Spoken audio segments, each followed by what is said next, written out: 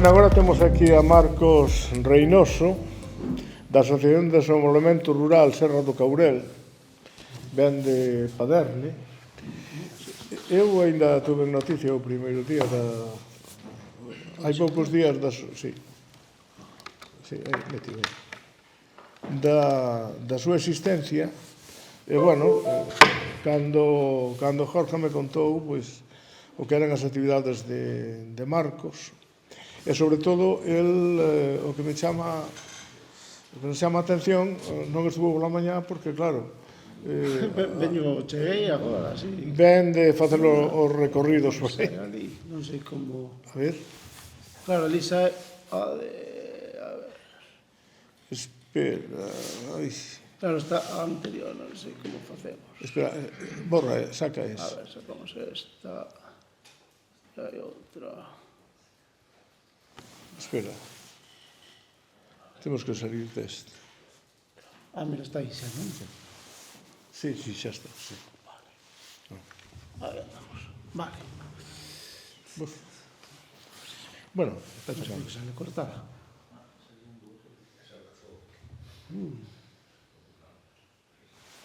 Agora sí. Pero bueno, xa non vai ser. Bueno, agora son.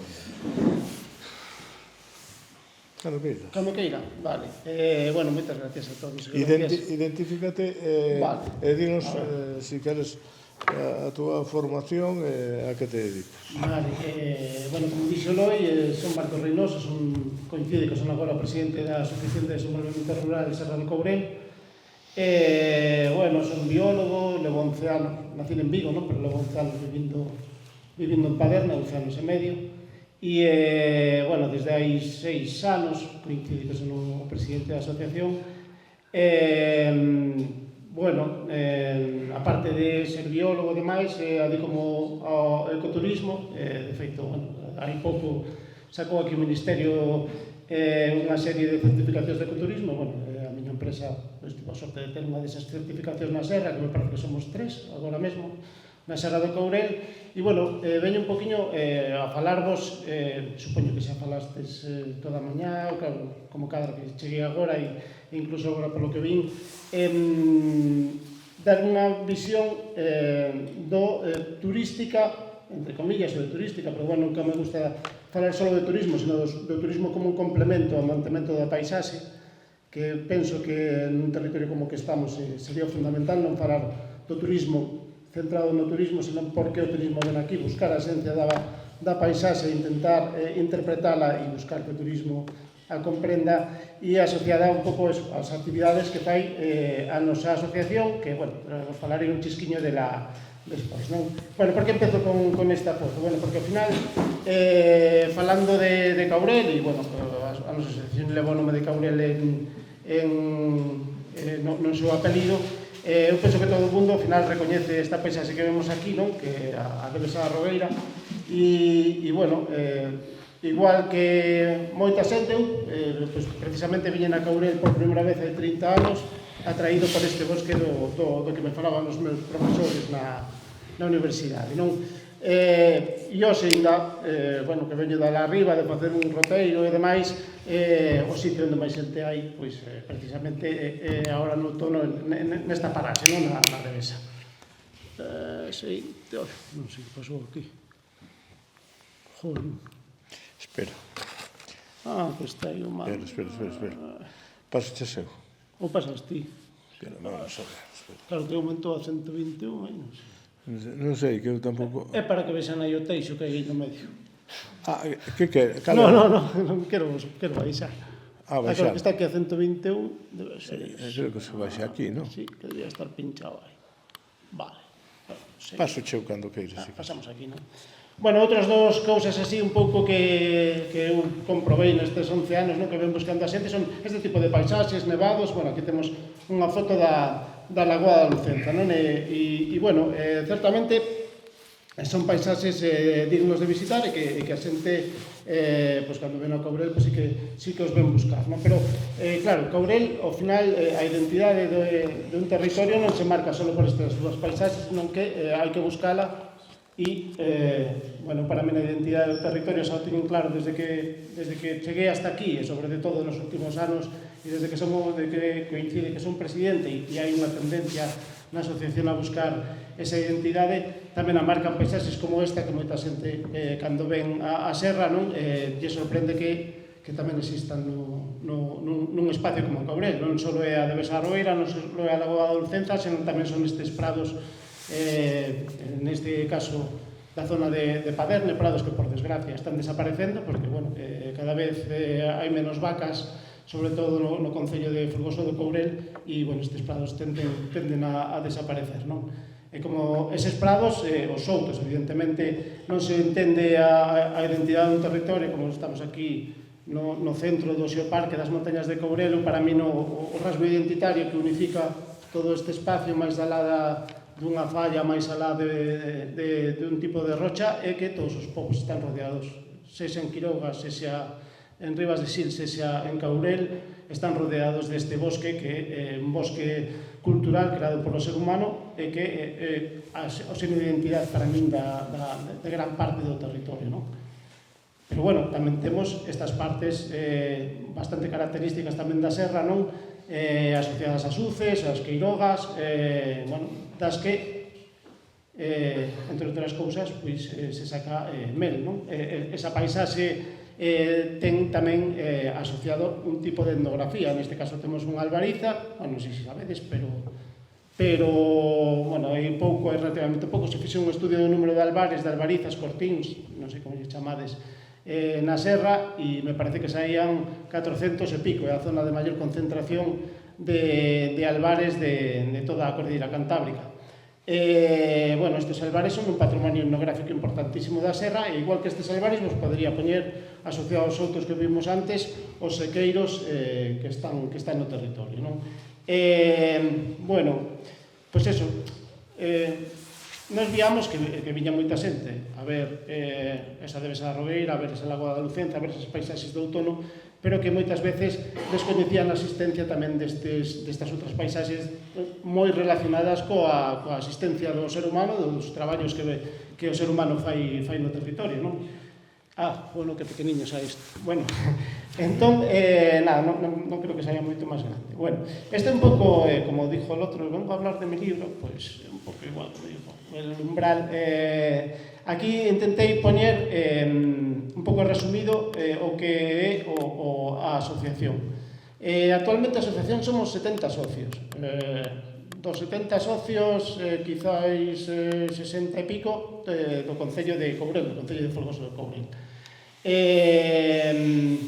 Se vos fixades aí, temos o casi 80% das prazas de aloxamento do Concello de Courel, a metade dos restaurantes, as dúas empresas que hai de servicios turísticos, de ecoturismo, 2/3 das cantinas e bares, e o 80% das empresas agroalimentarias, que é un pouco no que nos queremos centrar na charla de hoxe, non?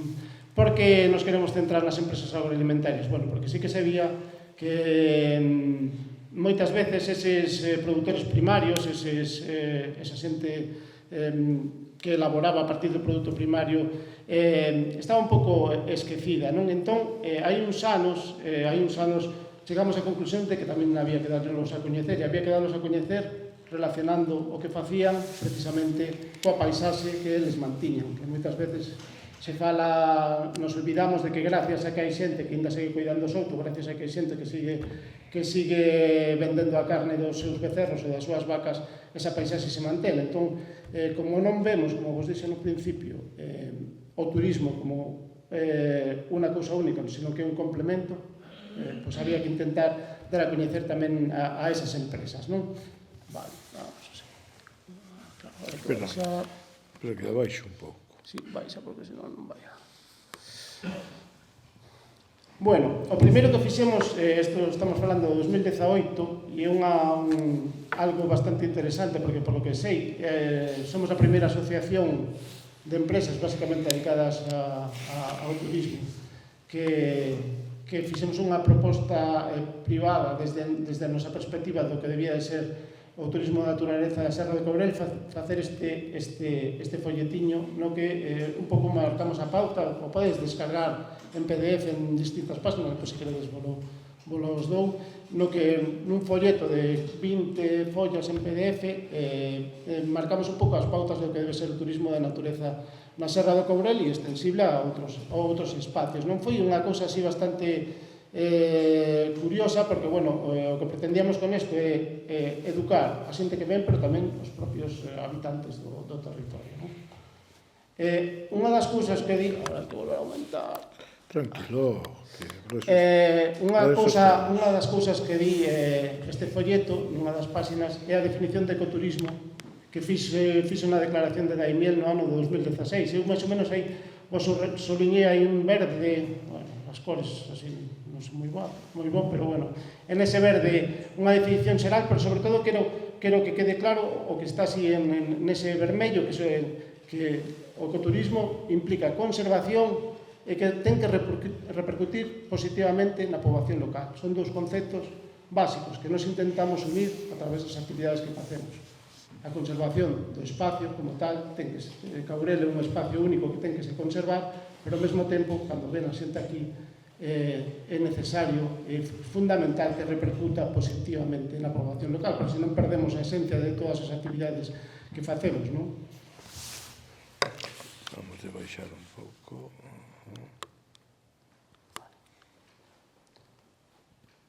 Bueno, dentro desa de conxunto de actividades, bueno, que vamos facendo desde hai moitos anos, algunhas que sí que repercuten no coñecemento do territorio, como é o Biobliz. Non sei se sabedes que un Biobliz é unha unión de frikis, entre comillas, frikis, de xente que sabe de pasearos, de plantas, de non sei que, se unen entre todos e entre todos se fan rutiñas pequenas, entre todos se intenta descubrir e sacar as especies en xeral que hai durante esa ruta, e se ven xente que non coñece, pois se xunta e se lleva explicando o que se vai vendo, non? Bueno, unha fricada, a verdade é que moitas veces ven xente que empezas a falar todos en latín e parece un pouco a misa de aí 50 anos. Xa sabedes que a veces moitos dos frikis esos adouran, se poñen aí a adorar a un bidueiro, aí todos estaban buscando líquenes, que fan aí todos? Buscando líquenes que parece ser que apareceron aí nese bidueiro senlleiro que está na aldea de Paderne, líquenes que solo unhas liquenólogas que viñeran dicían que solo os tiñan atopado nun bosque nunha laurisilva de Canarias, que era algo excepcional que nese bidueiro. Bueno, pues a través de actividades como estas podemos poñer en valor, non, parte do territorio para moita xente. Bueno, outra das cousas que facemos, sí que esta xa moi relacionada cos soutos e con intentar que a xente descubra o valor dese tipo de bosque que está aquí na serra, é a Festa da Cantarela. Bueno, a Festa da Cantarela, polo que me dixeron, é a única festa que se fai en verán dedicada a un cogomelo comestible en toda España. Bueno, coincide que as cantarelas saen nos soutos de Courel a finales de maio, xuño, depende un pouco como sexa o ano, e nos, o segundo sábado de xullo, non? De xullo, non? Sí, porque o primeiro é a festa de Paderne, que é San Martiño, que se celebra en Paderne o primeiro de xullo, e é imposible, o primeiro sábado de xullo. E o segundo sábado de xullo intentamos dedicar unha xornada á exaltación deste cogomelo. E non intentamos dedicar a xornada só á exaltación do cogomelo polo que supón o cogomelo en si mesmo, non? Se fan rutas tamén guiadas para explicar o souto. E tamén a idea cando xurdiu a posibilidade de facer esta festa é intentarlle descubrir a propia xente do territorio que os soutos, ademais de dar castañas en outono, ademais de poder producir leña ou madeira, vigas en inverno, pois resulta que a finales de primavera dan un cogomelo moi requerido pola gastronomía en xeral e moi buscado polos cociñeiros, e que é a época na que dan, co cal poderíamos ter coberto, se sacase rendemento económico os soutos, xa 3 estacións casi, con intentar buscar algo que a xente non sabía que estaba aí e que estaba sobre todo no mes de maio e que non é moi difícil de apañar e que aparte, bueno, pues está a 10-12 euros o kilo, máis menos, e fixemos un estudio nun souto de Paderne e nos daba que daba como 120 kilos por hectárea de cantarela solo, e un recurso económico que non estamos aproveitando, non? Sería unha posibilidade de aproveitar tamén, non? Bueno, aquí, aparte do bonito da festa da cantarela, que nos unimos todos a traballar e, bueno, creo moito unión na asociación. Bueno, facemos un menú de degustación de 10 euros, e a verdade é que vos convido a vir o segundo sábado de xullo a poderme disfrutalo, porque se come bastante ben. Pero, bueno, sobre de todo, o ano pasado, asociado a aquela idea que tiñamos ao principio de conservar e que repercuta directamente na economía do territorio, tivemos a teima, gracias ao apoio do medio rural da Diputación, de facer esta actividade que un pouco foi pola que me chamou Eloi e Jorge, pola que veño a falar, non? Que os camiños dos sabores. Outro día unha rapaza me mandou un WhatsApp e me dixo: quero apuntarme a ruta esa dos cariños dos sabores. E a verdade é que lle queda moi chulo tamén os cariños dos sabores e non só os camiños dos sabores. Bueno, en que consiste isto? Eu, hai uns anos, un divulgador genial, que non sei se coñecedes, Alberto Uría, de Ibias, de Mel de Outerelos. No, de Gueira de Muñiz. Sí, de Gueira, bueno, vale, ben, sí. Ben, aquí me corrixo de menos. Está aí, no. Pena da Nogueira, de momento está en Gueira. Moi ben, aí está.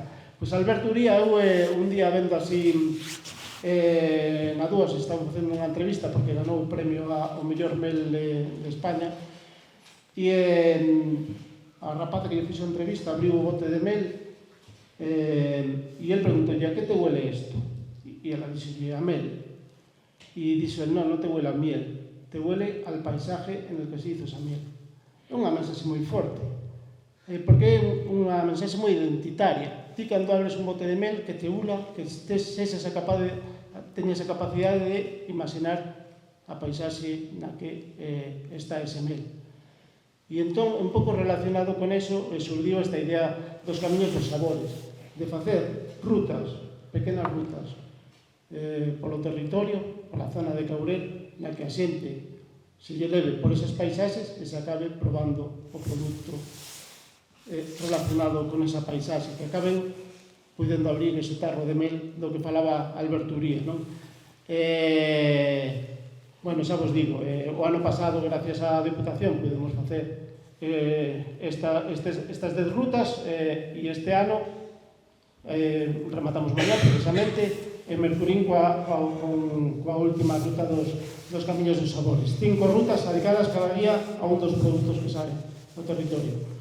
Hai 2 dedicados ao mel. Por que? Porque ao final o mel sí que é o produto que máis xente está producindo actualmente. Entón aí dividimos un dedicado á etnografía relacionada co mel, onde nos metemos nos albares que vimos antes, e outro dedicado xa a paisaxe relacionada co mel, non? Entón, eso, facemos un pequeno paseo de 10, 15 personas, non máis, tamén para darlle categoría ao paseo, cando hai máis xente, xa se poden perder as mensaxes, e rematamos catando, indo a eses produtores que producen no territorio e que eles se presenten e aparte que ofrezan a xente eses produtos por los que se pasearon, non? Bueno, eso, unha das rutas evidentemente está dedicada a pasar pola zona de prados. Neste caso, estas vacas as coñece Yoli, as coñece Yolanda, que están por ali, as coñecía, que xa non. Estas vacas son, estes son dos prados daquel de Paderne, esas vacas xa non están, eses prados van desaparecer, pero sí que, inda gracias a que hai xente que os mantén na zona norte da serra, sabedes que hai zonas de bastantes prados nos que podemos pasear e nos que podemos ir aquí pono Caurel, pero se ven os de Louzarela vanme reñir, porque di, eso Louzarela, eso xa é Pedrafita, non é Caurel, bueno, está dentro da serra do Caurel, pero o maior prado que hai en toda a serra, que é o prado comunal de Louzarela, e ali sigue habendo Teixeira, Louzarela, Noceda, sigue habendo explotacións gandeiras, e o que facemos é levar esta ruta, fixemos a semana pasada, levar a xente, que a xente queda moi sorprendida, porque, polo que vos dicía, porque ven a buscar unha paisaxe e non saben que esa paisaxe de zona de prados tamén existe na Serra do Courel. En tan pouco espacio pasamos dunha zona de souto a unha zona dominada por estes grandes prados. Aquí estamos paseando por ese prado de Louzarela que nos permite pasar ese día, e, bueno, a verdade é que rematamos comendo chuletón, o sea, non pode ser nada mellor, explicando de onde sale ese chuletón, non? De vaca neste caso. E, bueno, outro día o dedicamos a isto souto de Castiñeiriñas, agora recén mondado, ali en Paderne do Courel, o dedicamos a facer unha ruta por ese souto, e rematamos probando tartas e produtos de castañas.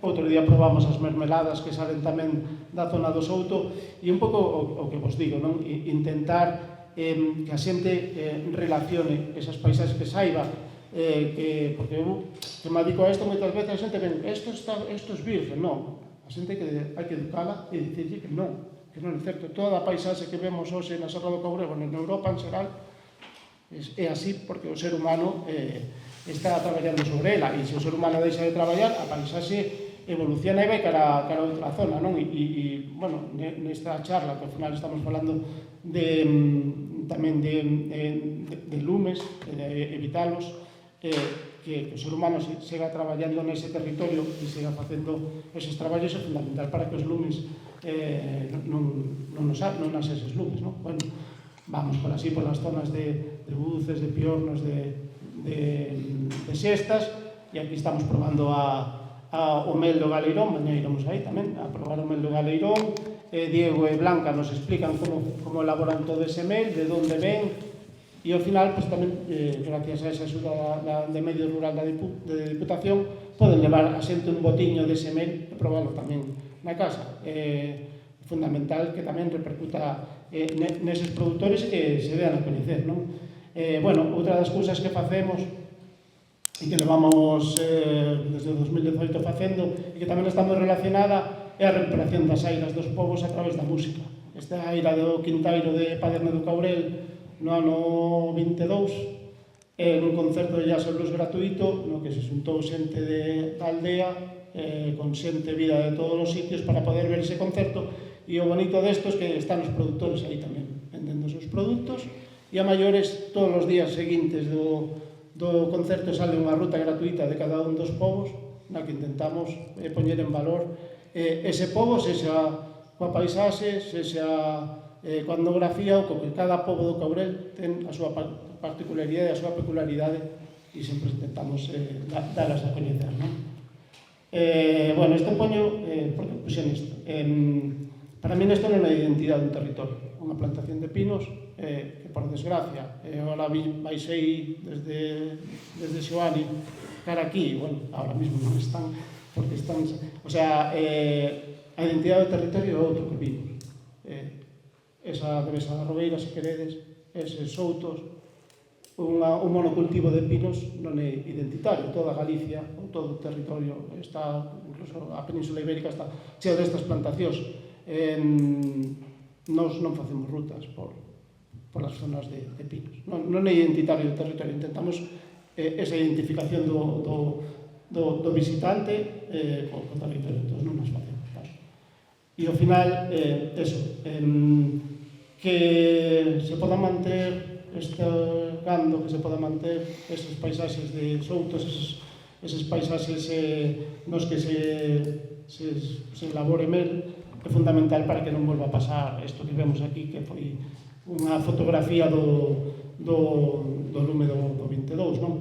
E é fundamental porque tamén repercute en casa poboación. Temos que ter claro que se non hai poboación, isto vai seguir pasando. Entón, o único sitio de casa poboación é que teñen cartos. O sea, a xente marcha se non hai recurso económico, e que ese recurso económico é responsabilidade de todos e de nós como asociación que os ten como socios, intentar que eles se sintan valorados e que sigan traballando para manter ese espacio único que temos na selva. Nada máis así, un pouco así, unha presentación da asociación así por riba.